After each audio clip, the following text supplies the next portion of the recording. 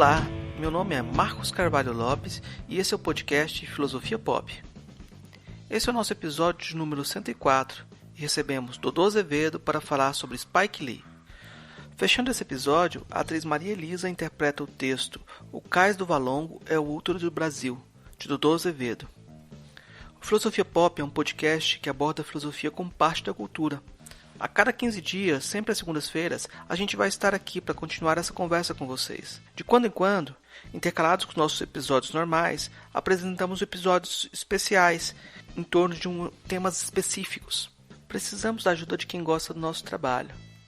O podcast Filosofia Pop é um projeto independente que, para se manter e alcançar mais gente, precisa da força das pessoas que gostam do conteúdo que produzimos. Continuamos nossa campanha de financiamento coletivo no Catarse. A ideia é arcar com os custos de edição e hospedagem. Conseguindo um valor maior, podemos melhorar equipamentos e promover a transcrição de episódios. Para isso, assine o Catarse do Filosofia Pop em catarse.me/filosofia_pop. A contribuição mínima que pedimos é de R$ 5 mensais. Se você quer ajudar, mas não pode contribuir financeiramente, dê aquela força na divulgação dos episódios. Compartilhe nas redes sociais, comente. Importante a gente continuar esse diálogo. Vamos então para a nossa conversa sobre Spike Lee com Dodô Azevedo.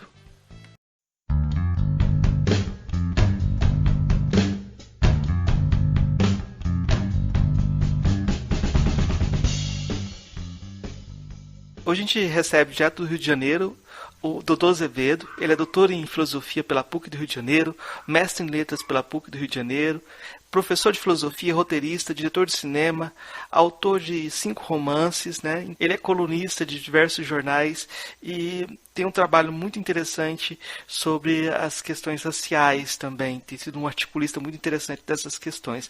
E hoje a gente vai receber o Dodô para conversar sobre Spike Lee. E eu vou começar perguntando para ele quem é Spike Lee. Rapaz, tudo bem com você? Olha, vou ter que dizer uma coisa. Essa apresentação que você fez de mim me deixou absolutamente exausto. Eu falei, quanta coisa, meu Deus do céu. Eu nem estava cansado, agora estou completamente exausto. Não sabia que eu fazia tanta coisa, não. Mas o Spike Lee, ele é também essa miríade de coisas, né? Ele é um cineasta, ele é um roteirista, ele é um produtor, ele é um empreendedor, ele é um cidadão ativo, mas acima de tudo e de qualquer coisa, ele é, nos últimos 50 anos, um dos maiores, mais articulados e mais importantes pensadores do mundo nos últimos 50 anos. Para a gente, então, situar o Spike Lee, eu já vi você falando um pouco sobre a relação do Spike Lee com o movimento negro. Eu queria que você comentasse um pouquinho para a gente sobre isso. Como é que o Spike Lee se situa? É muito curioso, porque o Spike Lee, ele não... como é que eu vou dizer? Ele não é do movimento negro. Isso é muito maravilhoso. Ele não é... Bom, primeiro a gente precisa colocar uma coisa bem... Antes de falar sobre o movimento negro, é sempre prudente estabelecer que não existe um movimento negro, né?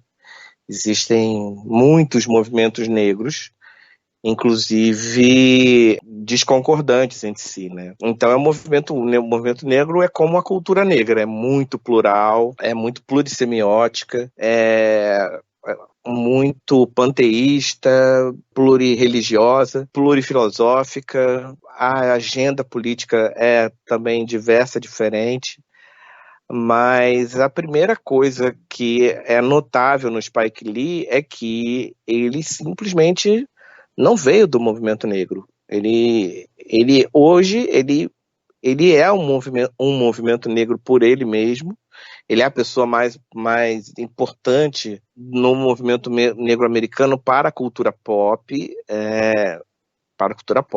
ou seja, aquele cara que coloca o filme na Netflix e chega até mais pessoas no mundo todo, dentre os afro-americanos, mas ele nunca foi ligado ao movimento negro organizado.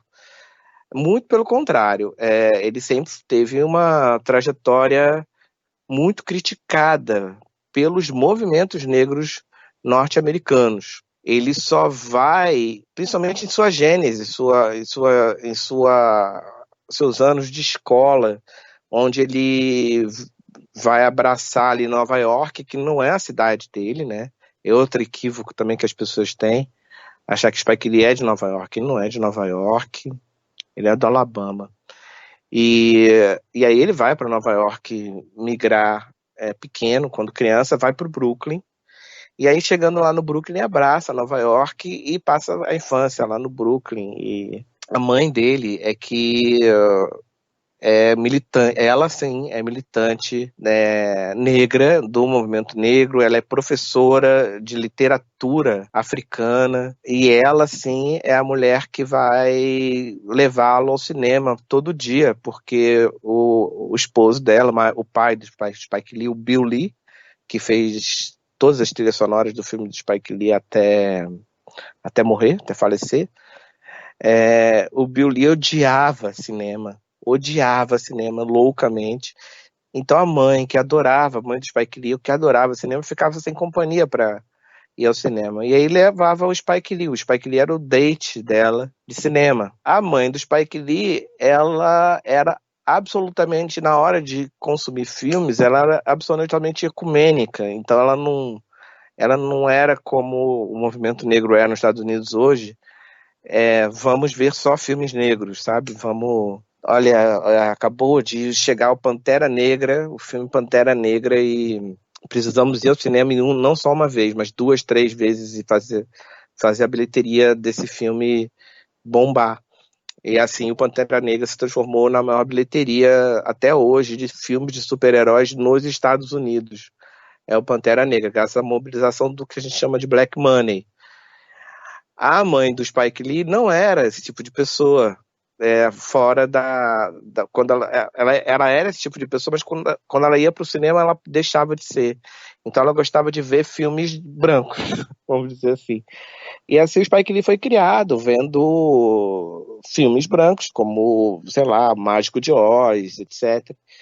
E sem a menor consciência, quando criança, dessas questões raciais. Então, ele, de repente, se apaixona por um filme chamado Mean Streets, que é o filme de estreia de um diretor chamado Martin Scorsese.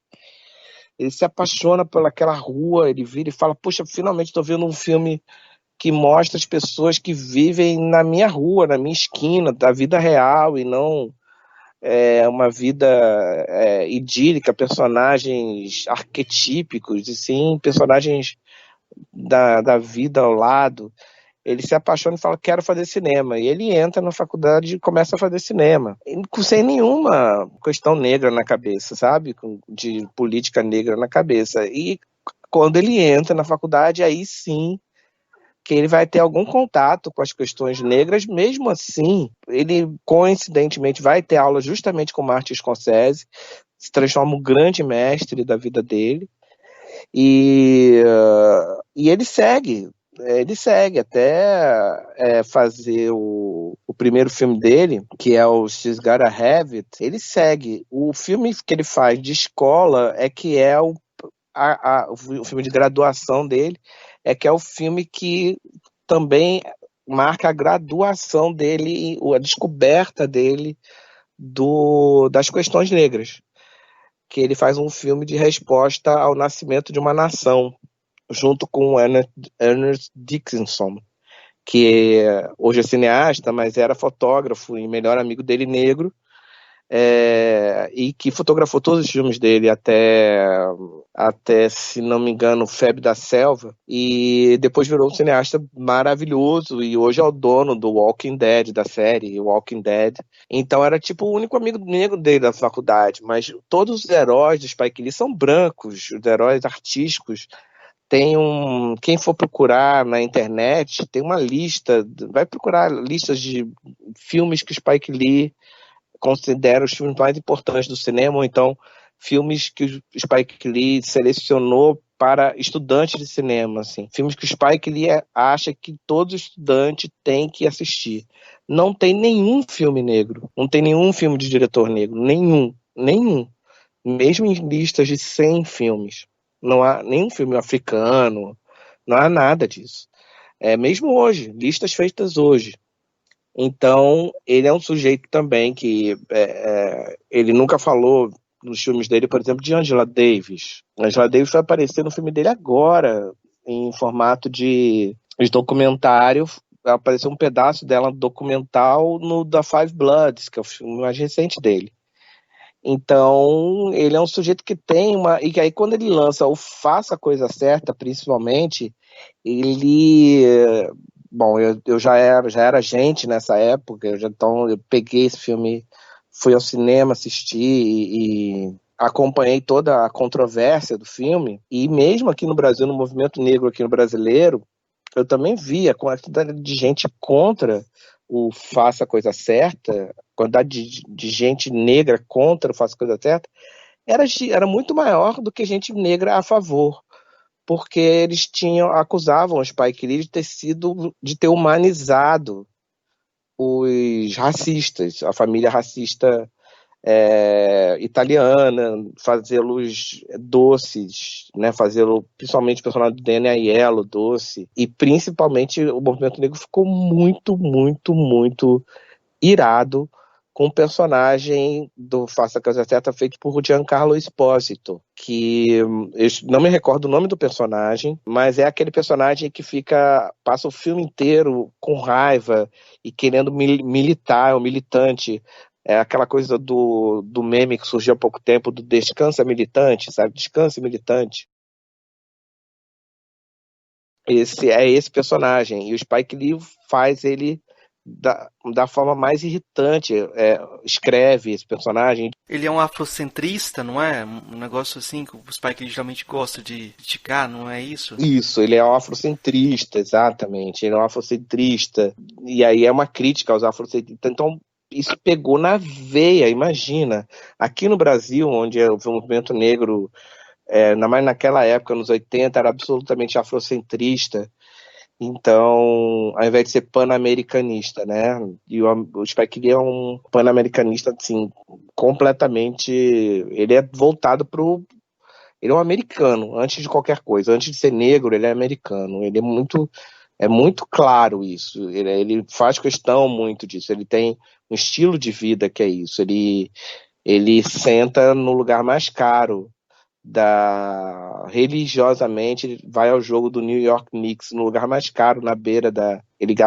já gastou, outro dia eu estava vendo uma entrevista dele dizendo que já gastou mais de 20 milhões de dólares em ingressos de basquete. E ele nunca gastou 20 milhões de dólares para, sei lá, a guerra na Libéria. Então, não é essa a questão dele. A questão dele é americana. A questão dele é investir no bairro dele, investir no quarteirão onde foi feito Faça a Coisa Certa, por exemplo, no Brooklyn.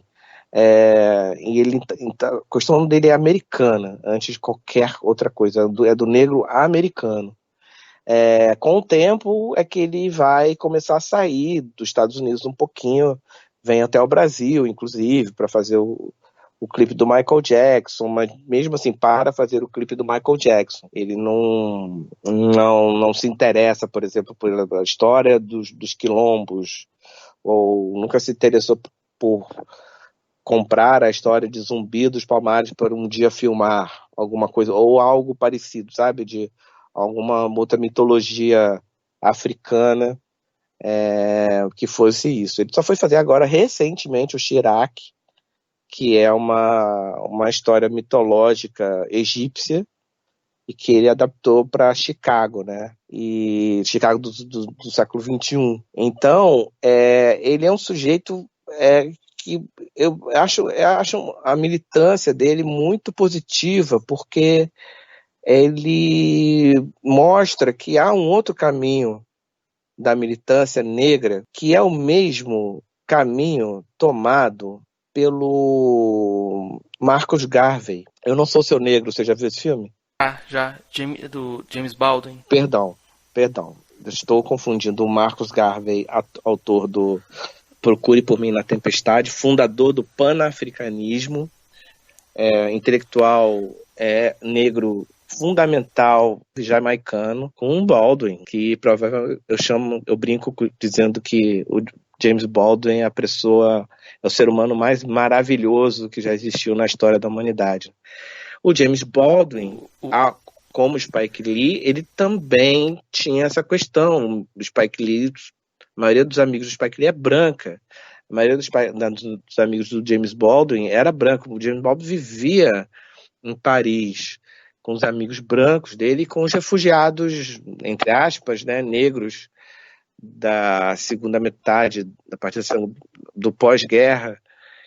Vai todo mundo para lá, o Charlie Parker vai para lá, vai todo mundo, o Miles Davis, vai todo mundo passar um tempo em algum momento em Paris, porque se cansa um pouco do racismo na América e o jazz é muito bem recebido em Paris e vai todo mundo para lá. E o James Baldwin faz isso também e é rechaçado pelo movimento negro, só é reabilitado pelo movimento negro agora, no século XXI. E o Spike Lee é a mesma coisa, ele só foi reabilitado pelo movimento negro agora, no século XXI. Porque até então, toda a filmografia dele era... Todo filme dele, ele recebia pancada do movimento negro. Hoje não. Hoje ele é um herói de todos os movimentos negros. Não há, no meu radar, pelo menos, não há negro que tenha um ai para falar do Spike Lee, mas foi uma coisa que ele conquistou. Então ele criou, eu costumo brincar dizendo que ele criou o próprio movimento negro dele, sabe? Ele tem em volta da produtora dele, a 40 Acres and a Mule. Ele tirou esse nome do que foi dado a cada escravo libertado nos Estados Unidos, né? 40 acres de terra e uma mula. Não para todos, obviamente, né? Mas era um programa de governo, uma compensação do governo. Então, esse virou o nome da produtora dele e transformou a produtora dele num quartel-general, onde ele só emprega pessoas pretas. Era um quarteirão onde só tinha negros cracudos, como a gente pode ver na cinebiografia dele, que é o Crooklyn. Negro cracudo, ele transformou a vizinhança dele num lugar super valorizado, hoje é super valorizado, super gentrificado. Você vai lá na produtora dele e aí ele também é responsável, ele vai lá e ele não vai nas marchas, né? Você não encontra ele nas marchas do movimento negro, você não encontra ele nunca. Encontrou, inclusive, não encontra hoje em dia, nunca encontrou ele nos palcos dos movimentos negros pegando o microfone e falando alguma coisa. Mas ele resolveu fazer um outro tipo de manifestação que é pela via da festa. Então ele criou duas grandes festas que são hoje as duas maiores festas do verão norte-americano. Na verdade, uma não acontece no verão. Mas uma block party, né, que são umas festas de quarteirão ao ar livre, onde se fecham as ruas e as pessoas ficam comemorando de dia, festa diurna. Uma só em homenagem ao Michael Jackson, então só toca Michael Jackson o dia inteiro, e outra em homenagem ao Prince. Uma se dá no dia de nascimento do Michael Jackson e outra se dá no dia de falecimento do Prince. Aí é a Purple Party, então as pessoas vão todas vestidas de roxo, que era a cor do Prince.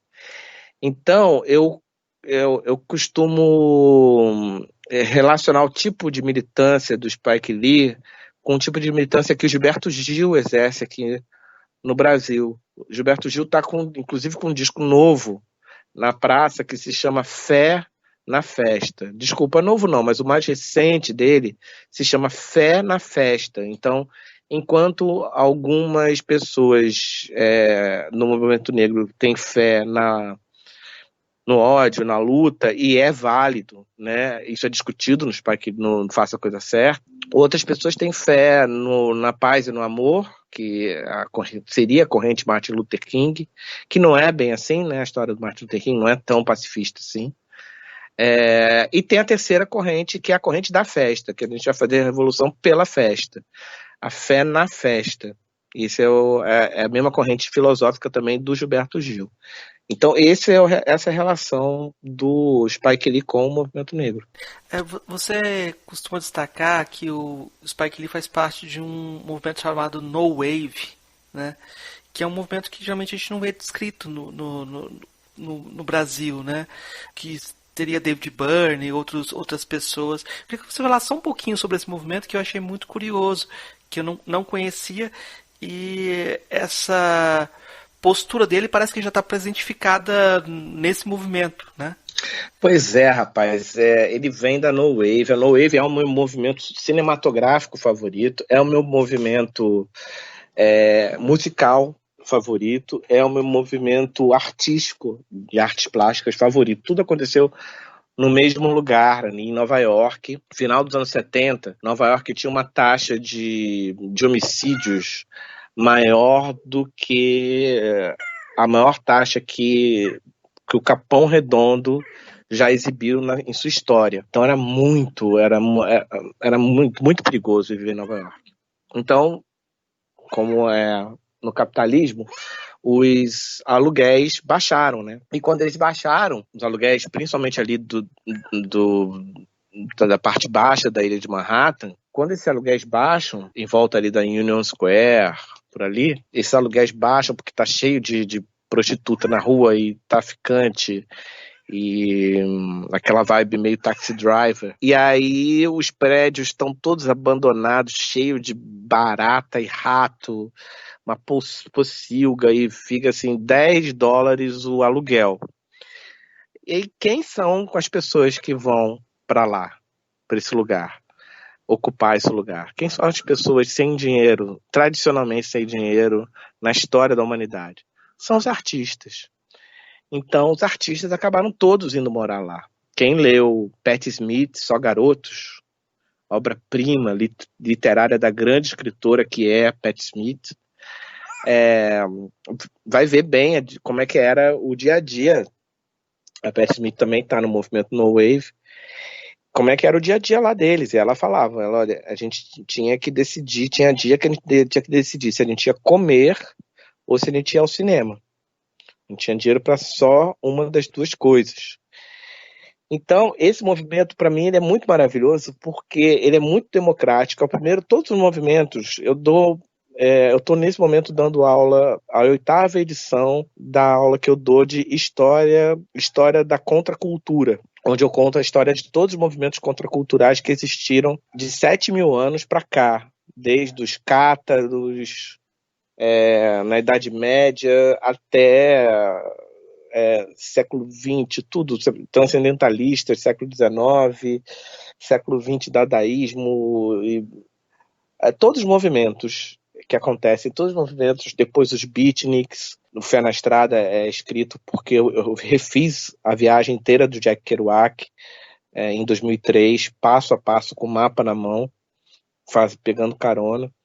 Então, e aí eu escrevi um livro sobre como foi essa experiência de fazer essa mesma viagem no século XXI, o movimento beatnik. E a todos esses movimentos, eu falo isso em sala de aula, a todos esses movimentos, Nouvelle Vague, todos esses movimentos que vêm para romper com alguma coisa, todos eles têm uma coisa muito em comum.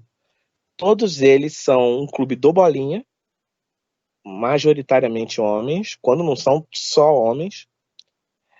E a segunda característica, majoritariamente brancos.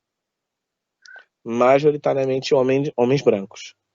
Então, é o que a gente fala do surrealismo, do dadaísmo, do movimento Dada, da Nouvelle Vague, onde você tem, no máximo, como autora, a Agnes Varda, e mesmo assim ela não é da Nouvelle Vague. A Nouvelle Vague é que puxou ela um pouco para dentro do movimento para disfarçar um pouquinho a falta de pluralidade que havia dentro da Nouvelle Vague, em termos de serem homens, clubinhos de homens, né? Então, o primeiro, inclusive no Brasil também, né? Tropicalismo, modernismo, Semana de 22, Pagu, pessoas como Pagu e aqui no Brasil, né? Na Semana de Modernismo e Tarsila, são relegadas a segundo plano, né?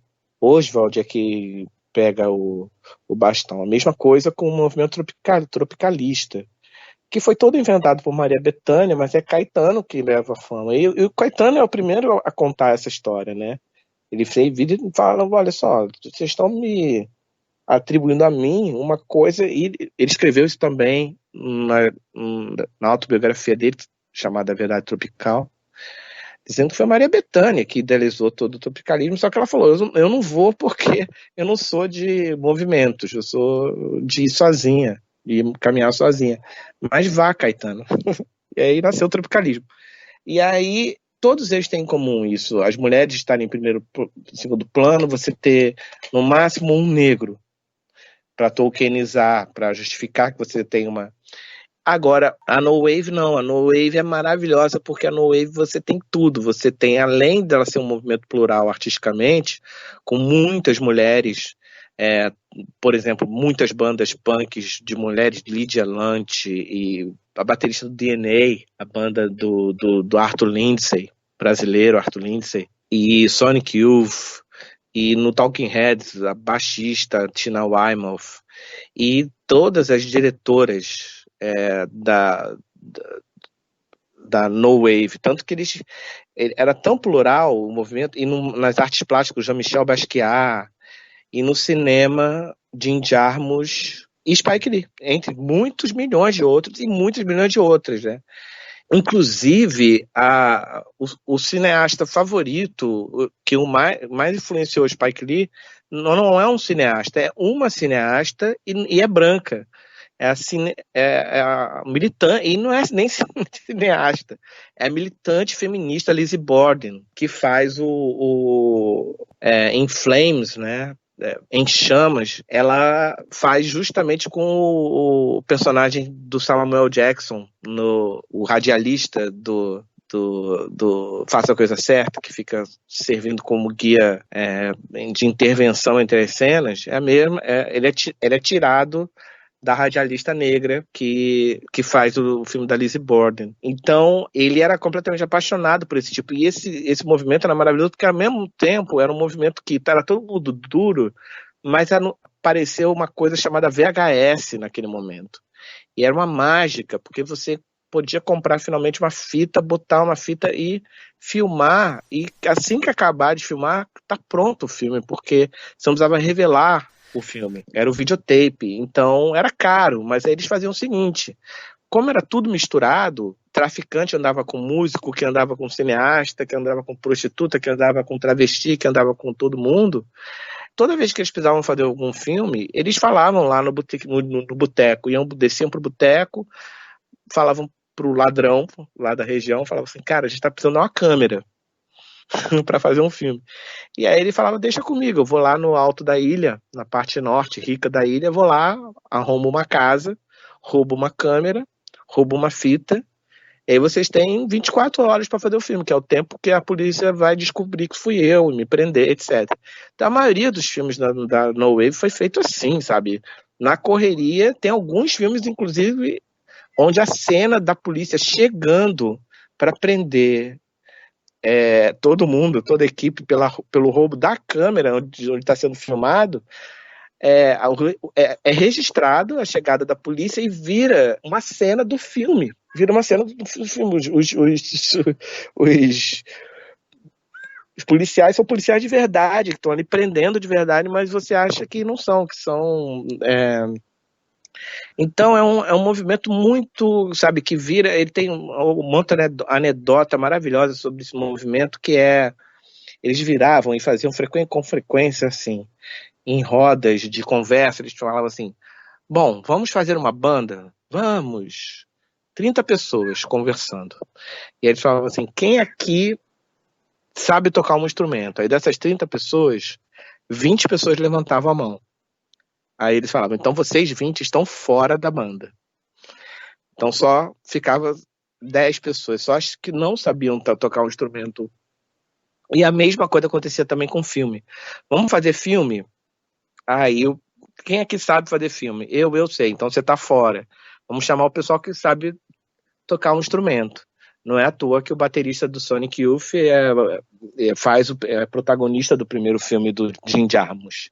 E não é à toa que, se você for no perfil de Instagram do Spike Lee, você vai ver que toda a postagem do Spike Lee, quem curte toda a postagem do Spike Lee é o Jim Jarmusch. Não é o Jordan Peele, não é a Angela Davis, não é nem os amigos dele, da vida do Spike Lee mesmo, são Claro, tem Stevie Wonder, ele foi muito, muito amigo também do Michael Jackson e muito, muito amigo do Prince. São esses três músicos que ele foi muito, muito amigo. Mas ele é muito, muito amigo do Jim Jarmusch, do Martin Scorsese, são os caras com quem ele anda. Sempre andou, etc. Nunca fez questão de andar com gente preta, só andar com gente preta. Então, o She's Gotta Have It, ele nasce com o primeiro longa do Spike Lee, ele nasce totalmente no wave, com a granulação na película preta e branca, característica dos filmes da No Wave, a mesma granulação do Estranhos no Paraíso, filme de estreia do Jim Jarmusch, que é do mesmo ano e que tem o baterista do Sonic Youth como um dos protagonistas. Então ele é um artista no wave, assim. Ele é um total artista no wave. Quando ele vai fazer School Days, que é o seu segundo longa, é que ele vai militar. Aí ele vai falar sobre como era, ele vai fazer uma revisão da vida dele, como os anos de escola dele, né, School Days. Aí é que ele vai militar. Tudo se preparando pro Faça a Coisa Certa, que era um filme que ele queria fazer desde a escola, mas ele, toda vez que ele chegava com esse script para alguém, ele assustava, né? Porque esse script é capaz de tacar fogo na cidade inteira. Então, acontece um milagre na vida dele, que é o Scorsese, que era da Universal, da época, não da Igreja Universal, mas do Estúdios Universal. Ele vai e leva o Spike Lee para a Universal, para um contrato com 3 filmes. E aí o Spike Lee fala, olha, antes que me demitam, vou fazer logo de primeira o Faça a Coisa Certa. E aí nasce Spike Lee, né, pro mundo. E aí ele deixa definitivamente a No Wave, que eu esqueci também, faz parte da No Wave também o hip hop. O nascimento do hip hop nasce também dentro da No Wave. Ainda tem isso, sabe?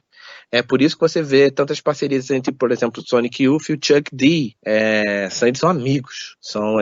Branco com preto, rock com hip hop, mas são amigos, né, na vida, no convívio social, então andam para lá e para cá juntos. Então, além disso, além de tudo isso que eu falei de maravilhoso que a No Wave tem, ainda tem um movimento do hip hop que é ainda maior do que a No Wave, mas ele nasce dentro da No Wave. Então, quando ele vai quando o Spike Lee vai pro Faça a Coisa Certa, ele abandona No Wave no sentido de para ir para as cores exuberantes, para os planos holandeses, para a trilha sonora grandiloquente que o pai dele faz, e aí ele abandona. E outra coisa também que ele abandona na No Wave um abandono da No Wave é o elenco, né? Ele vai atrás de um elenco negro para fazer o Faça a Coisa Certa. Mesmo assim, ainda há um monte de participações especiais da turma toda da No Wave. O John Savage tá ali para isso.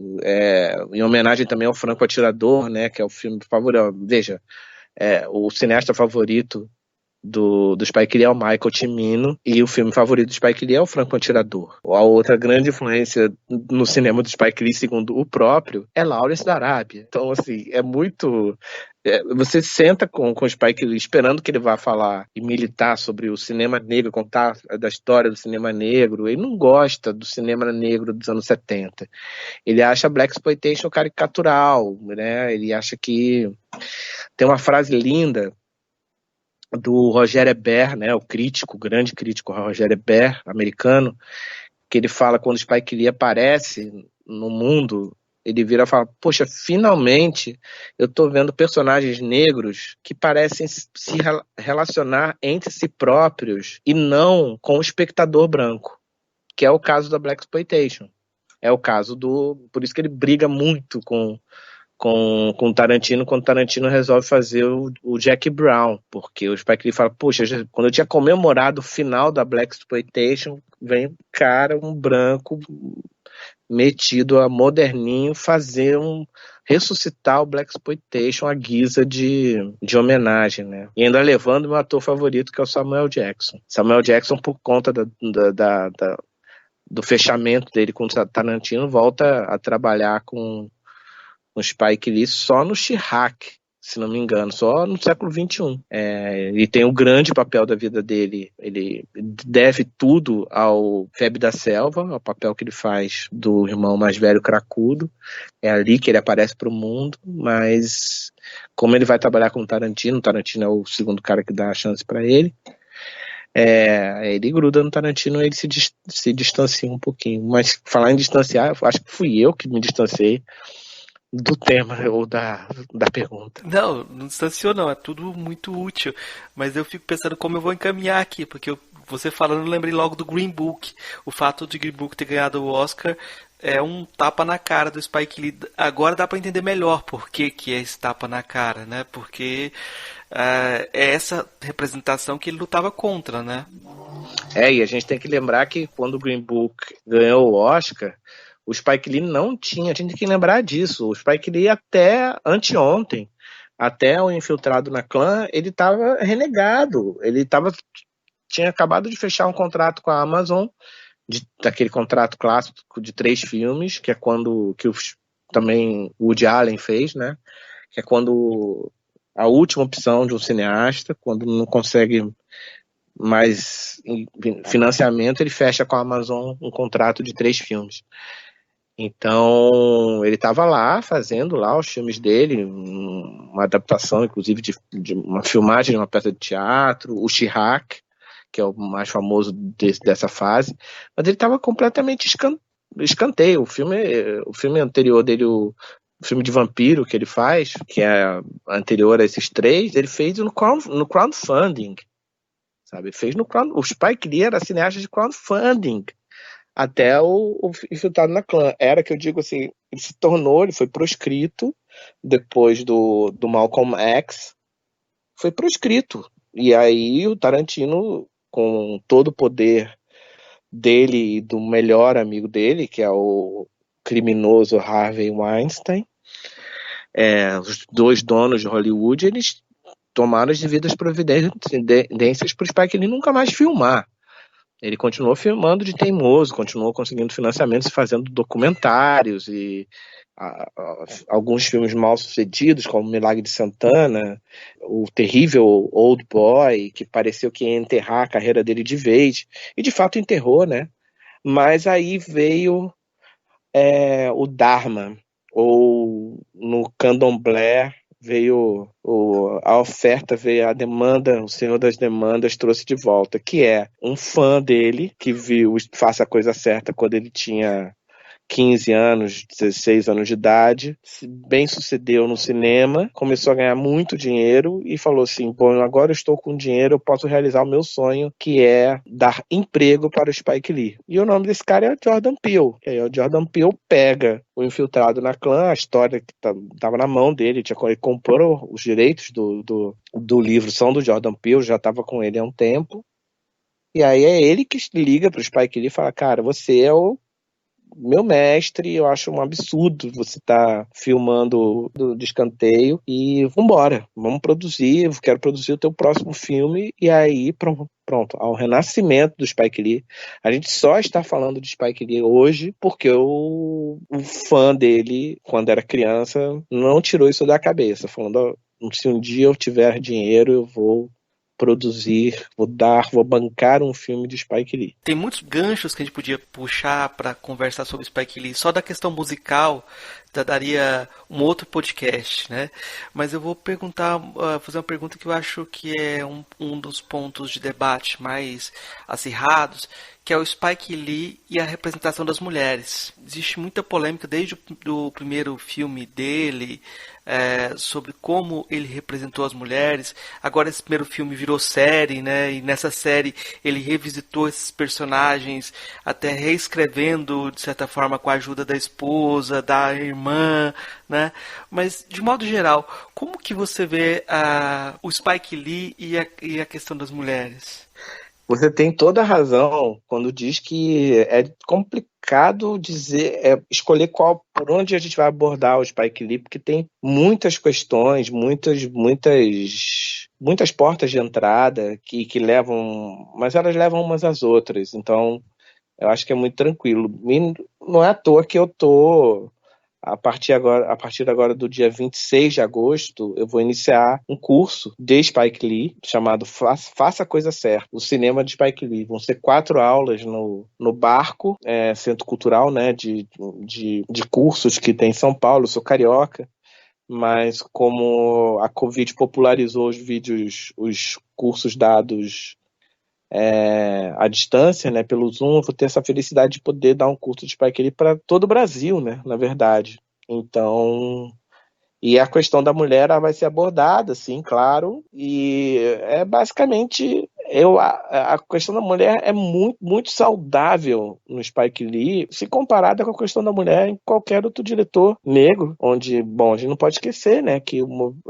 a cultura negra colonizada, ou seja, intoxicada pelo colonialismo, é uma cultura patriarcal, braba, e tem essa hipersexualização das mulheres. E aí o Spike Lee, ele aparece fazendo um triunfo, na verdade. Quando ele faz o She's Gotta Have It, com uma mulher reivindicando o desejo dela para o que ela quiser, ela fala, uma mulher que tem 3 namorados, cada um de um tipo, ela fala, eu quero ter os 3 namorados, e ele coloca cada homem fazendo um monólogo, dizendo por que ela tá errada, por que ela tá errada, e obviamente ela é a heroína do filme. Ele tá fazendo um movimento muito ousado, porque a masculinidade negra, né, aqui no Rio de Janeiro tem um espetáculo do dramaturgo Rodrigo França chamado Oboró, Masculinidades Negras, que se um dia tiver na cidade de vocês, não percam, que discute a questão da masculinidade negra, que precisa se afirmar para cima da mulher para provar sua masculinidade, né? Aqui no Brasil a gente tem um cancioneiro gigantesco de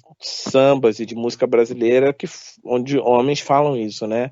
Nos Estados Unidos a gente tem uma tradição de letras de blues cantadas por bluesmen que falam só isso. Aquela mulher me deixou e aquela desgraçada vai pagar pelo que fez, sabe? Isso é letra de blues dos anos 30, Robert Johnson. E a mesma coisa acontece com a cultura negra brasileira, com a diáspora brasileira. Então, com a cultura diaspórica brasileira. Então, o Spike Lee ter saído disso, eu acho que é um grande trunfo. Ele ter, logo na estreia, já ter se recusado a ser esse homem, esse estereótipo do homem negro másculo, ele é um Spike, né? Ele corporeamente, ele é um palito, né? Ele é pequenininho, tem as pernas compridas, então ele vira um Dexter, né? Ele se assume como um Dexter e resolve ir atrás dessa. Então ele vai logo em cima disso. Obviamente o Nola Harding do primeiro filme dele tem questões, tem problemas ali, tem hipersexualização do corpo dela, mas é um grande avanço, imagina. E depois ele vem com Faça a Coisa Certa, onde ele introduz maravilhosamente um patriarcado ali, né? A Ruby Dee, a grande dama do teatro negro americano, ela faz o papel da Mama Sister, né? E a Mama Sister é aquela mulher que todo mundo conhece, quem já teve oportunidade de morar em subúrbios de países que foram, onde há diáspora negra, ou seja, onde houve escravidão, sabe que existe essa figura da mãe, Mama Sister, né? Irmã, mãe, irmã, né? Que é aquela mulher que é mais sábia, que todo mundo pede conselho, ela está sempre disponível na porta de casa para você pedir conselho, pedir um colo, ela está sempre disponível para tomar conta de alguma criança, de alguma mãe que precisou ir pro corre, trabalhar. E ele também, o Spike Lee, introduz a personagem da irmã dele, que a Joa Lee faz no Faça a Coisa Certa, que é aquela irmã trabalhadora, batalhadora, que é uma onda que no cinema americano não tinha ainda colocado. A mulher negra era sempre hipersexualizada, não era batalhadora, não era de acordar cedo e trabalhar todo dia e se arrumar e estar digna e, né, altiva, etc. E em terceiro lugar, no Faça a Coisa Certa, a própria abertura do filme do Faça a Coisa Certa, né? O que mais ofende o patriarcado é uma mulher dançando, né? Dançando aquele tipo de dança, né? O dança afro, que aquela dança não é sensual. A dança que a Rosie Paris faz na abertura do Faça a Coisa Certa não é uma dança sensual, é uma dança de guerra. É uma dança latino-africana. É uma dança de de poder, de poder feminino, de sangue nos olhos.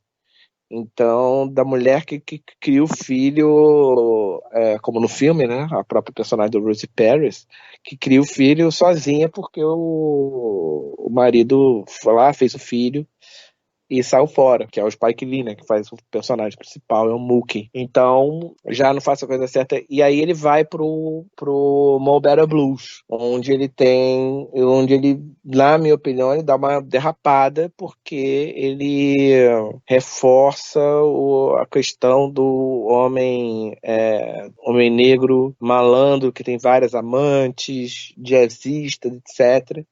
Mas como é um filme que na verdade era para ter se chamado A Love Supreme, o nome do grande álbum, do gigante em todos os níveis, né, o Joe Coltrane. Esse é um filme moralista, no final das contas, né, é sobre justamente o contrário, com a jornada de um cara com uma vida totalmente desregrada, voltada somente para o seu próprio umbigo, até ele se constituir família e se decidir por uma mulher e casar com uma mulher e construir uma família.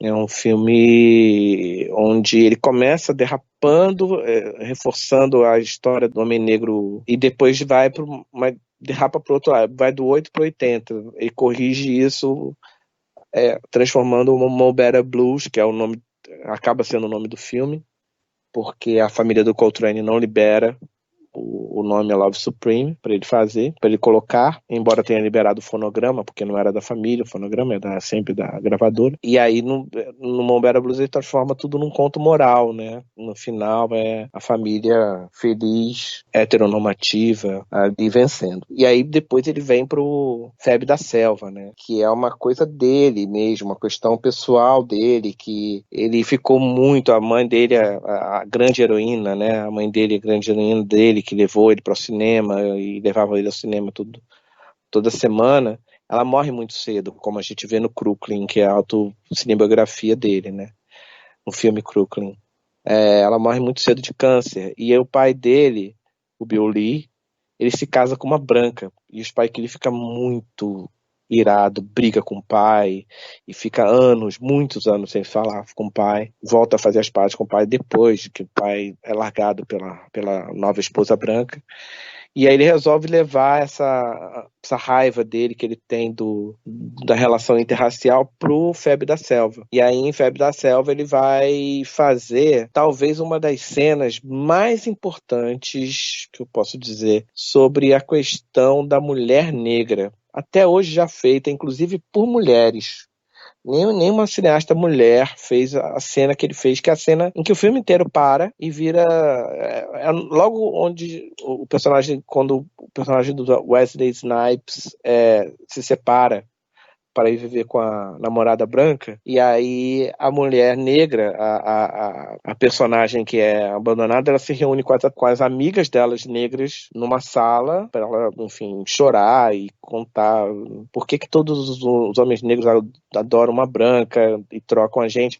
E aí tem várias mulheres lá de vários tons de pele diferentes. Então ali o filme para e fica 20 minutos só mulheres falando. Lembra muito Cassavetes, só mulheres falando, parece que elas estão improvisando.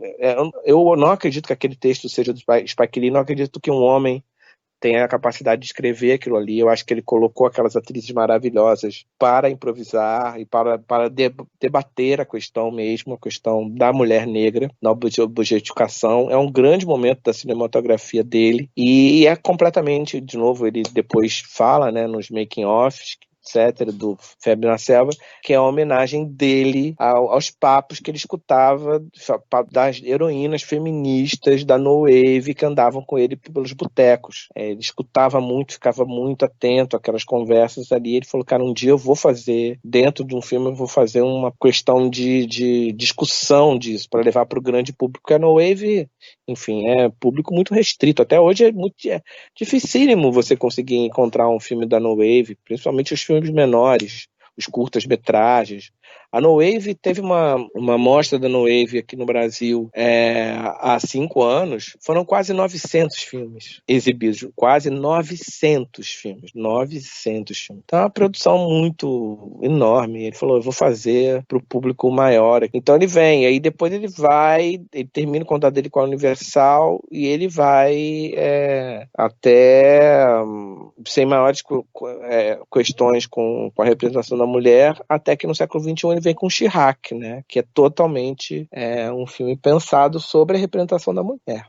Totalmente pensado na representação da mulher. Então, no final das contas, o Spike Lee é um dos... Comparar ele com o modo que ele trata as mulheres como com Tarantino, por exemplo, é uma maluquice, sabe? Tarantino objetifica as mulheres dele de uma forma absurda. E Spike Lee não. Spike Lee é exatamente o contrário. Tenho que perguntar um pouco sobre o filme sobre Malcolm que ele fez, da importância do filme e de como ele recriou a biografia, de certa forma, do Malcolm nesse filme, o impacto que teve a ponto dele se converter ao Islã, né? A gente não pode esquecer que o Malcolm X, ele era um sujeito que foi apagado pela história americana. Depois que ele morre, eu, por exemplo, eu nunca escutei falar de Malcolm X na escola. Eu escutava falar de Martin Luther King. Você, nas letras, sei lá, do Caetano Veloso, nos anos 70 e 80, ele fala de Martin Luther King umas 15 vezes, em várias músicas, e nunca fala em Malcolm X. Então era um personagem que estava sendo apagado, deletado. Quem eu vi citando foi Martinho da Vila. A paciência é sempre Luther King guiando, mas Malcolm X é um demônio incorporando meu coração malandramente te avisando, mas você pensa que eu estou só implorando, por favor. A canção é Ai, Ai, Ai, Meu Coração, de Martinho da Vila, por Martinho da Vila, em 1987. Pronto. Citou os dois. Martinho daqui da vila, né? Daqui da onde eu tô no bairro de Vila Isabel, exatamente no bairro de Vila Isabel. Eu moro no bairro de Vila Isabel.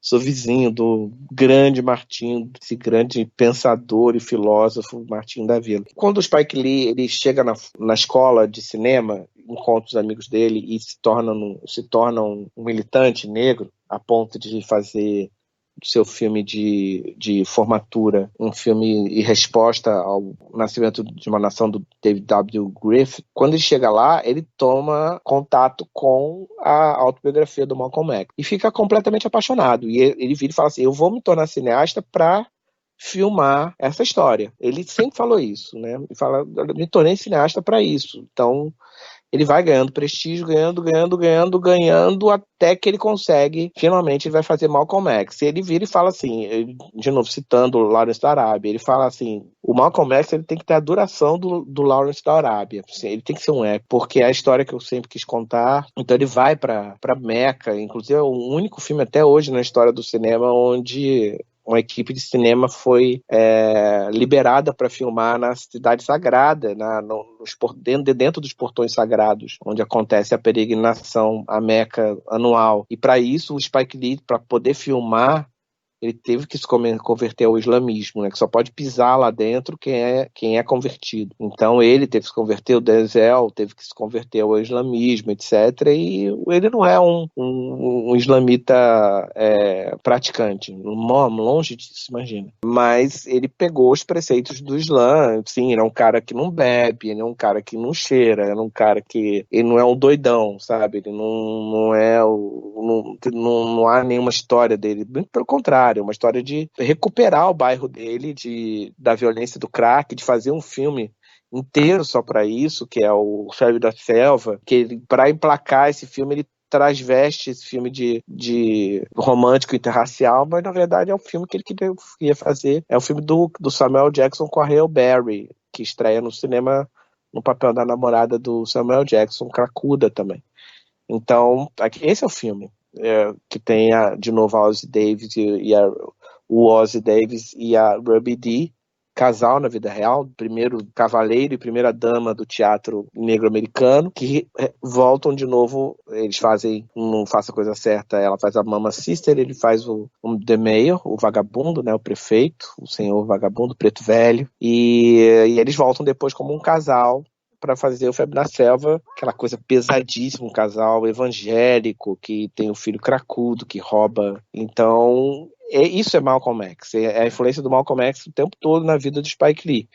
E aí, quando ele vai fazer o Malcolm X, acontece o Rodney King, né? Rodney King é um caso de espancamento de negros, é o primeiro caso de espancamento de negro pela polícia que foi flagrado por câmeras de TV, porque não tinha câmera ainda, não tinha tecnologia e nem legislação para ter câmeras no meio da rua.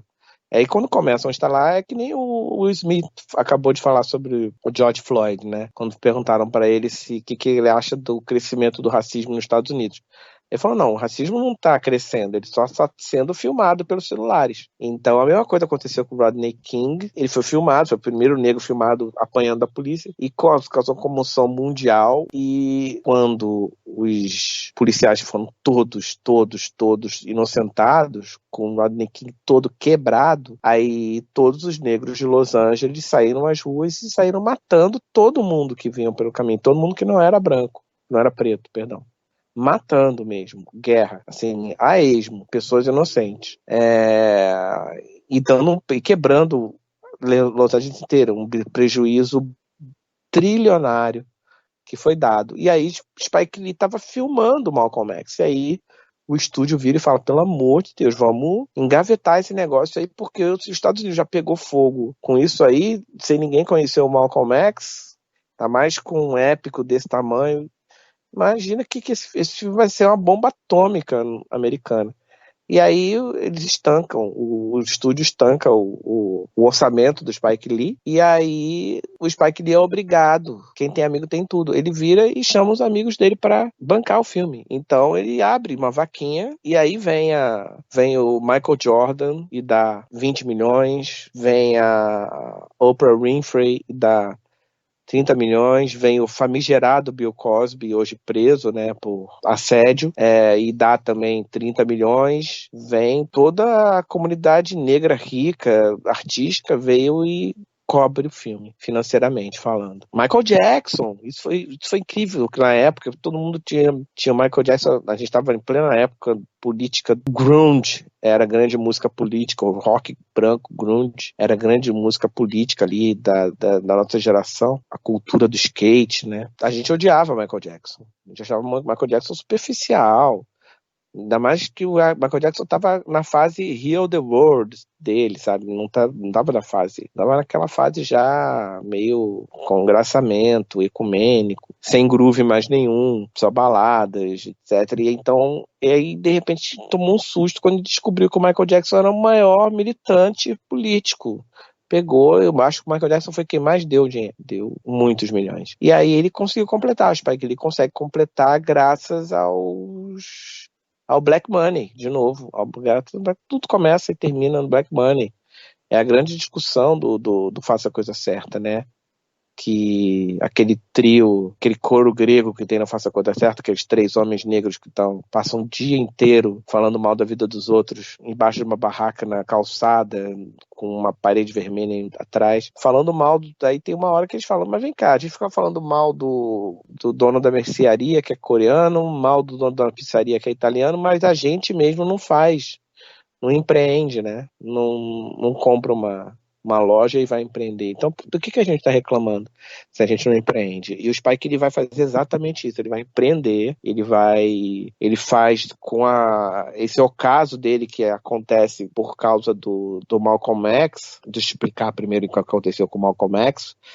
O Malcolm X acaba se revelando um grande filme, um filme de fato épico, grandioso em todos os aspectos, já uma direção sublime, uma montagem incrível, uma interpretação mediúnica do Denzel, tudo uma explosão, um didatismo a respeito do Malcolm X muito você termina o filme sem nenhuma dúvida de como foi esse cara, né? Embora na vida real ele tenha sido uma figura muito ambígua, o Spike ele tira toda a ambiguidade do personagem para transformá-lo num arquétipo, e é isso que a gente estava precisando.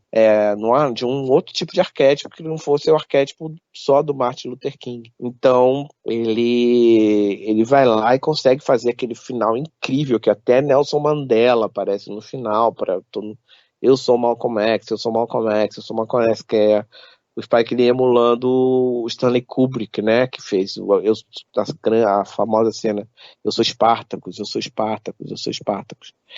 Então, mas quando ele lança esse filme, todos os exibidores ficam com medo de exibir esse filme no cinema, e aí o filme entra em pouquíssimas salas,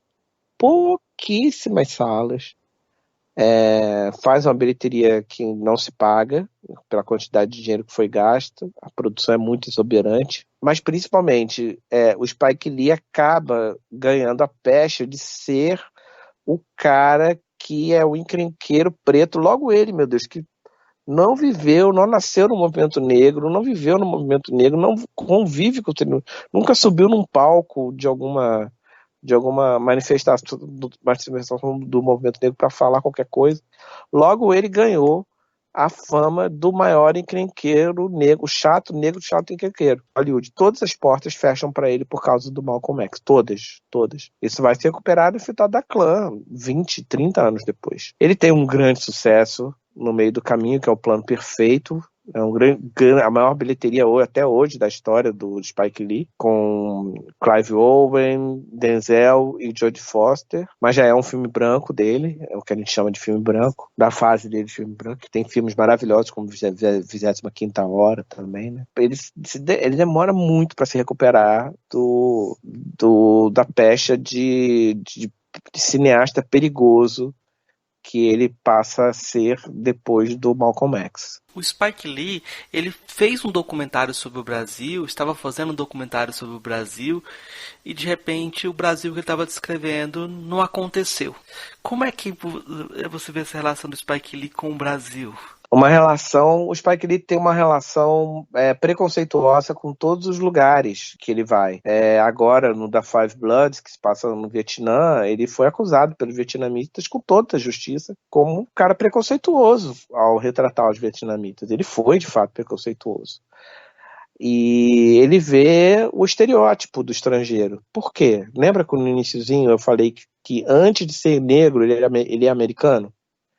Então, antes de ser negro, ele é americano. O Spike Lee tem todos os vícios de um americano. Então, ele vê em um dos vícios que o americano tem, principalmente o americano de esquerda, que é o caso do Spike Lee, que é de ver o Brasil como o Brasil Sérgio Mendes, a utopia do país que deu certo, onde a miscigenação gerou um povo que sorri o tempo todo e que é tolerante e liberal, etc. Obviamente, isso é conversa para boi dormir, né?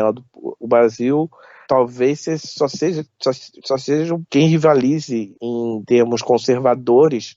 É um povo tão conservador como o povo iraniano. O Brasil é uma espécie de Irã tropical, assim, enquanto povo, né? Enquanto povo coletivo. Cada dia a gente tem mais provas disso, né? E a gente viveu esse sonho durante a redemocratização do Brasil. A gente viveu essa ilusão de que o Brasil é o país do futuro, que tem lições para dar de convivência racial. Pelo contrário, o racismo aqui é ainda muito pior do que o racismo americano, mas muito, muito, muito pior. Muito mais violento, muito mais resolvido, muito mais sofisticado, muito mais entranhado, muito mais estruturado, muito tudo. Então, quando ele chega no Brasil, ele é apresentado apenas a parte, vai para Mangueira, e aí fica fácil gostar do Brasil e achar que aqui no Brasil é a utopia, é o lugar onde tudo deu certo, né? E aí ele começou a fazer esse documentário, né, com essa pegada, sabe? O Brasil, o país que resolveu as questões que a América não conseguiu resolver. E agora a gente está resolvendo o contrário. O Brasil ele está exatamente, quando eu dou aula, eu falo isso, de contracultura. O Brasil está exatamente em 1966, em termos de cultura negra, de consciência negra, etc., e consciência como povo conservador ou liberal. Nós estamos ainda no final dos anos 60, na segunda metade dos anos 60, sabe? Daqui a pouco a gente vai estar nos anos 70. Então, a gente está num despertar ainda muito lento. Os Estados Unidos é que está na nossa frente, muito na nossa frente, nesse sentido. Lá o povo negro sabe que é negro. Aqui no Brasil, a maioria do povo negro, grande maioria, 80%, se declara pardo na hora de se declarar, de fazer o check-in no hotel ou responder essa pergunta, né? Que você se considera o quê? Né? Entre negro, branco, caucasiano, moreno, e colocar pardo. Então, aqui nós não temos um povo negro unido, porque só os mais retintos que não escapam de serem tratados como negro, porque a minha desconfiança é que até os negros retintos brasileiros, se pudessem não ser negros, eles não seriam. Então, enquanto os Estados Unidos não, há um orgulho muito grande por causa das ações afirmativas que só vieram nos anos 70 nos Estados Unidos. Então, a gente está para começar isso a acontecer. O advento aqui no Brasil de mês passado foi declarado que Djamila Ribeiro era a autora mais lida no Brasil naquele momento. Então é um despertar que está acontecendo lento. Daqui a pouco a gente vai chegar lá. São 3 perguntinhas que eu faço para todos os convidados. Aí você responde, geralmente eu peço respostas mais curtas, mas você responde o que você achar necessário para responder. A primeira pergunta é: o que é filosofia? Filosofia é tudo que a gente acha que não é. Porque a gente acha que filosofia é uma ação consciente. E eu tenho certeza, depois desse tempo todo, que filosofia é uma ação inconsciente. Tanto quanto piscar o olho, ou respirar. A filosofia é um movimento involuntário. Bom, fica uma frase de efeito. A filosofia é um movimento involuntário. Eu já vi uma resposta de uma criança que seria mais ou menos assim: por que para comer a gente pode comer e pronto, e para pensar você precisa de uma... do comando. Segunda pergunta: qual a filósofa ou filósofo que mais lhe impressionou daqueles que conheceu pessoalmente? Jim Dodge, um americano transcendentalista que é vivo ainda até hoje, branco, rednecker, totalmente oposto de mim, e por isso muito, muito totalmente oposto de mim fisicamente, e por isso muito, muito semelhante ao que eu penso. A minha alma, nossas almas são muito semelhantes. Ele é um escritor, aqueles escritores de 2 livros só, né, que marcam todo mundo e que são pouquíssimos conhecidos, mas quem conhece o tem como Bíblia, assim. O livrinho FUP, F-U-P, que tem 80 páginas e talvez seja o livro mais incrível jamais escrito na literatura americana, e o épico o Enigma da Pedra, que é o livro que mais influencia a minha escrita até hoje. E eu tive ao vivo com ele em Paraty, naquela festa colonial de literatura chamada Flip. E aí tomamos uma cachaça juntos e foi o encontro, ele já com quase 80 anos, foi bem interessante estar com ele. A última pergunta que eu faço para todos os convidados é: qual a sua filósofa ou filósofo favorito? Eu não tinha respondido o Jim Dodge, não? No final das contas? Não. O Jim Dodge foi aquele que mais te impressionou dos que conheceu pessoalmente. Tá. Meu favorito. Eu tenho uma convicção. Vai parecer bobagem o que eu vou falar, mas eu tenho uma convicção do que eu vou falar. E há algum tempo isso. Alguma filósofa que eu ainda vou conhecer. Meu filósofo uma filósofa que eu ainda vou conhecer. Eu tenho cada dia mais essa impressão que eu tô chegando perto de conhecer a pessoa que vai arrebatar a minha cabeça. Às vezes não é uma pessoa antiga, sabe? Pode ser uma pessoa nova, inclusive. Às vezes eu acho também que é antiga e às vezes eu acho que é uma pessoa que nem publicou nada, e que na verdade é uma escritora, mas eu tô sentindo que eu tô chegando perto dessa pessoa e é uma mulher. E eu acho que ela é migrante. Ela tá num país estrangeiro, veio de outro lugar. Eu tenho essa impressão também. Também sensacional. Sensacional. Viva os migrantes. Isso é a grande questão no mundo hoje. É viva o migrante. Tá falando do caminho, né, do estrangeiro. Eu vou pedir só indicações para os nossos ouvintes. O que você indicaria para os nossos ouvintes dos filmes que você acha indispensáveis? O que você quiser indicar para os nossos ouvintes? Do Spike Lee, né? Pode ser do Spike Lee, pode ser do que você tiver na cabeça agora. Olha, Em Chamas, da Lizzie Burden, pra de cara cair na No Wave e se deliciar se você tá procurando por verdade no cinema e não tá encontrando, você já procurou a verdade no cinema em tudo quanto é filme, em Fassbinder e não encontrou, em Pasolini não encontrou, em Glauber Rocha não encontrou, você vai encontrar na No Wave americana. É porque você é uma pessoa No Wave. Então, vai atrás do Em Chamas, da Lizzie Burden, até para entender da onde que o Spike Lee traz aquela vontade de incendiar o mundo completamente. Em seguida, eu vou indicar um filme do Spike Lee que eu não vou abordar no meu curso, porque, como diz o meme, eu não tenho nem roupa para isso, que é o 25ª Hora, um filme branco que o Spike Lee faz, sobre o Nova York, basicamente sobre o estado de espírito de Nova York depois de 11 de setembro.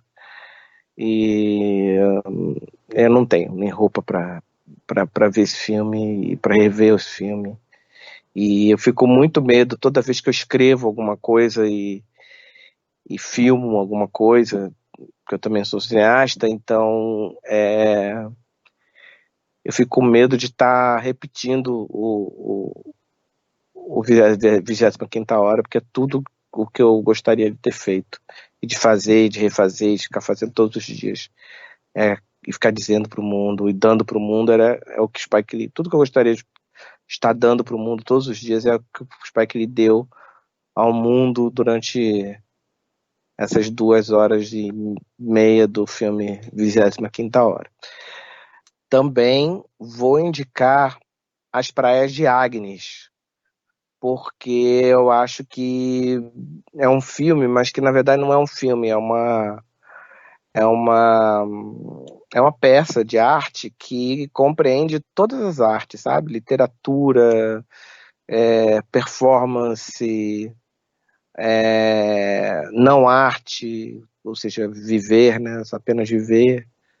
E é uma mulher que inventou um cinema que é inimitável, não tem como quando todo mundo achava que, né, nesse mundo nada se cria, tudo se copia. A Agnes Varda, aos 80 anos de idade, cria um novo tipo de cinema e morre, né, 10 anos depois, que faz só 3 filmes com essa nova fase, esse novo tipo de cinema dela. Praias de Agnes, Visage Village, esses 3, tá? Então vou recomendar esses 3. As Praias de Agnes, Visage Village, que foi o Oscar de melhor documentário há 4 anos atrás, e o filme derradeiro dela, filme que ela faz antes de morrer de câncer, que é o Agnes by Vardar. Agnes por Vardar. Deixa eu ver. Em música, né? Não falei de música. Deixa eu recomendar a música. Em música, eu queria recomendar. É porque eu tenho tido uma onda. O Spotify, ele tem afastado muito a gente das novas músicas, né? Ele tem colocado a gente muito em contato com a Biblioteca Infinita, então a gente a gente prefere procurar música, sei lá, romena, do século XVIII, do que, ou, sabe, música nigeriana, dos anos funk nigeriano dos anos 70, do que conhecer uma banda nova que apareceu, sei lá, em Chicago ou em Montreal. Então, eu não tenho ninguém novo para indicar. Tenho alguém antigo, são os cantos melanésios, gravados para um filme escrito e dirigido por um filósofo e tradutor de Heidegger, um sujeito chamado Terence Malick. O nome do filme se chama Além da Linha Vermelha. E a trilha sonora são só de cânticos melanésios, perdão, porque o filme se passa na Melanésia, né? Um filme de guerra que se passa na Segunda Guerra Mundial. A chegada dos soldados da civilização nesse lugar virginal que é nas Ilhas Melanésias na época da Segunda Guerra Mundial. Recomendo com ênfase esses cantos para reconstruir um pouco da ancestralidade e, via ela, entender um pouco o Heidegger. O Terence Malick é o principal tradutor de Heidegger para o inglês há muitas décadas, né? Ser cineasta é só um hobby na carreira dele. A profissão mesmo dele é filosofia e tradução de Heidegger. Então, entender bem onde o Heidegger se encontra com uma tribo melanésia é fundamental para a gente gostar mais ainda da filosofia. Ah, ótimo. Eu vou indicar para os nossos ouvintes que se aproxime mais. Eu citei um currículo imenso do Dodô no começo da conversa, então eu acho que tem várias crônicas dele que já transcenderam os jornais. Algumas foram recriadas pela Maria Elisa no nosso podcast, né? Então, para se aproximar da escrita do Dodô já é uma tarefa que o ouvinte pode tomar como algo sério. E aí tem um livrinho dele chamado DJ Pessoal, um áudio ajuda, que você pode se aproximar também das dicas de música para vários momentos e vários contextos também. Eu queria também indicar, esse é quase uma autoindicação, que a gente lançou agora, colocou em PDF gratuitamente, o livro do grupo Bota Fala, que é um grupo de hip hop que eu coordeno na Unilab. Esse livro está para download no site do grupo, que é botafala.unilab.edu.br. Lá estão todas as canções e o livro inteiro para download. E no último capítulo do livro tem um diálogo um pouquinho com o Dodô Azevedo e o conceito de alguns conceitos dele que ele elaborou, como o conceito de... deixa eu ver aqui. Mentira! Mentira! Como pode isso? Coisa maravilhosa! Vocês são loucos demais. A gente dialogou com o conceito, agora eu esqueci, negro inconveniente e a ideia de gente também. A gente dialogou com dois conceitos para mostrar como o Bota Fala se encaixava nessa história e também problematizar um pouco também a história do programa Lazinho com Você, que o Bota Fala participou. O capítulo chama Bota Fala e a Invenção de Africar, Visibilidade Segregada e Autoridade Semântica. Então, essas indicações aqui de hoje. Esse eu quero amanhã na minha mesa, às 9 horas da manhã, junto com o teu livro A Filosofia do Recôncavo. Isso daí vai demorar um pouco mais. Mas, Dodô, então o seu recado final, o que você quiser divulgar para os nossos ouvintes. Engraçado, obrigado. Eu queria, primeiro agradecer ao convite. Eu adorei o papo, na verdade adorei até demais.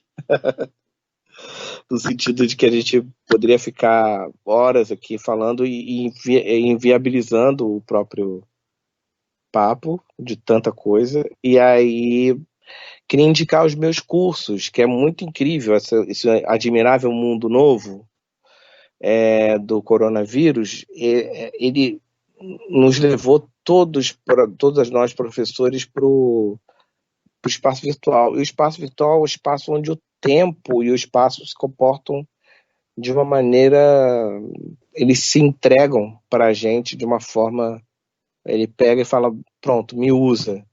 Então, os meus cursos já começaram, mas tá todo mundo, os cursos, na verdade, eles ficam abertos, porque eles ficam gravados. Então, no dia 26 de agosto, começou o meu curso de Spike Lee, no barco, mas todas as aulas ficam gravadas e você pode fazer o curso como se tivesse começado hoje. Aquela lógica do youtuber, né, que nunca diz boa tarde, nem boa noite, nem bom dia, porque o usuário é que vai definir isso, né, que vai definir quando vai vir, vai assistir, vai consumir o conteúdo. Então eu estou percebendo isso, que não tem essa história mais de eu dizer que eu vou começar um curso, que eu vou terminar um curso, não. O curso vai estar no ar, como se fosse uma série do Netflix, vai estar no ar a partir do dia 26 e você pode a qualquer momento, se você estiver escutando esse podcast no ano de 2058, basta você ir lá, fazer a sua inscrição e ter esse curso. Eu já não estarei aqui há muito tempo, mas a minha imagem vai estar junto com você, te ensinando e trocando com você. E essa é uma das vertigens que a tecnologia nos traz. Tá ótimo, Dudu. Muito obrigado. Eu acho que meio que rendeu bastante. A ouvinte vai ficar satisfeita. Maravilha, que maravilha, que maravilha, que papo bom. Cais do Valongo é o útero do país. Por Dodô Azevedo, 12/7/2017. Quase ninguém parece ter entendido ainda a exata dimensão da importância do Cais do Valongo, agora finalmente declarado Patrimônio da Humanidade pela Unesco. Desde descoberto, não é exagero dizer que o Cais do Valongo passa a ser o lugar mais importante do Brasil. Quantos teóricos quiseram e querem entender até hoje por que o nosso país não dá certo? Quantos artigos, quantas palavras gastas para tentar entender a violência do nosso cotidiano, a corrupção em nossa cultura? Todas as respostas estão no Cais do Valongo. Na frase do antropólogo Milton Guran, o maior porto escravagista da história da humanidade. 1 milhão de pessoas trazidas da África para cá, entre 1811 e 1843. Proporcionalmente, comparado com os índices demográficos daquela época e hoje, um número atualizado de 12 milhões. Os que já chegavam mortos eram enterrados de qualquer jeito ali mesmo. Um enterro sanitário chamado Cemitério dos Pretos Novos. O maior porto escravagista da história da humanidade fica no Brasil. Isso explica desde o superfaturamento em obras aos assassinatos de poceiros no Pará. Desde a chacina no Carandiru, ao apoio da classe média ao regime militar e à recente popularidade do conservadorismo. O maior porto escravagista da história da humanidade fica no Brasil. A tragédia humanitária do Cais do Valongo também explica num piscar outro insolúvel mistério que tem exigido ginástica de nossos intelectuais. O de sermos o país da impunidade. Em Berlim, turistas fazem fotos ao lado do memorial do Holocausto. A imensa maioria dos nazistas foi identificada e punida, e o povo alemão morre de vergonha de seu passado. E os responsáveis pelo Holocausto brasileiro? Onde estão? No Jockey Club, aplaudindo o cavalo vencedor no Grande Prêmio Brasil?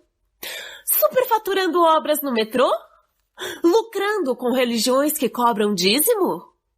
A Igreja Católica, a espécie de igreja evangélica do século XIX, foi condescendente com toda a escravidão no Brasil. Orgulhando o país por sua fortuna, espírito empreendedor e determinação em acabar com cracolândias a qualquer custo, nem que seja em enterros sanitários? E as vítimas e seus descendentes do Holocausto brasileiro? Onde estão? Lutando por cotas em universidade? Batalhando vaga de titular na seleção de futebol? Vendendo bala no trânsito? Fazendo bico de avião do tráfico? Tendo seus 5 minutos de fama durante a transmissão do desfile das escolas de samba? Apodrecendo em cadeias superlotadas? Nas madrugadas pelo Brasil, fumando crack? Em lugares como o próprio Cais do Valongo? Como já flagrado pelas câmeras de TV? Sendo alejadas por balas perdidas dentro do útero da própria mãe? Onde estão os pretos novos? O Cais do Valongo é a resposta. Para tudo. Até para a também indecifrável apatia do nosso povo.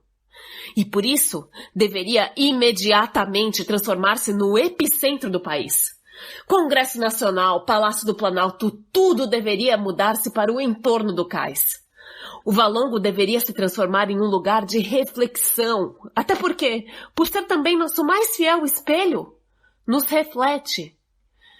O Valongo deveria transformar-se na nossa mesquita de Al-Aqsa, no nosso Muro das Lamentações, no nosso Stonehenge, na nossa Acrópole, nossa Persépolis, nosso Memorial da Paz de Hiroshima, nosso Ground Zero. O Cais do Valongo é a resposta para tudo, porque é onde o nosso país foi gestado. É onde o nosso umbigo está conectado. O Cais do Valongo é o útero do Brasil. Um útero de pedra, sangue e rotina.